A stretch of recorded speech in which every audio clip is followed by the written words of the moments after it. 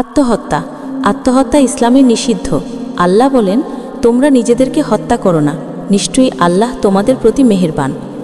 কেউ সীমালঙ্ঘন বা অন্যায়ভাবে এরূপ করলে তাকে খুব শীঘ্রই আগুনে নিক্ষেপ করা হবে।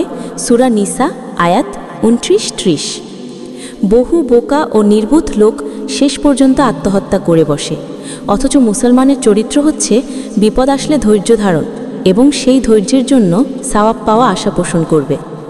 বিভিন্ন রোগ শোক, বিপদ আপদ ও দুঃখ মুসিবতের সংকীর্ণ পরিসর থেকে মুক্তির জন্য আত্মহত্যার পথ বেছে নেওয়া মারাত্মক ভুল।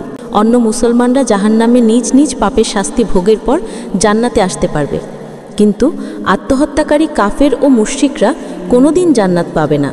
আল্লাহ কুরআনে বলেন, যে ব্যক্তি ইচ্ছাকৃতভাবে কোনো মুমিন মুসলমানকে হত্যা করে তার শাস্তি জাহান্নাম, তাতেই সে চিরকাল থাকবে এবং তার জন্য ভীষণ শাস্তি প্রস্তুত করে রেখেছেন। সূরা নিসা আয়াত 93।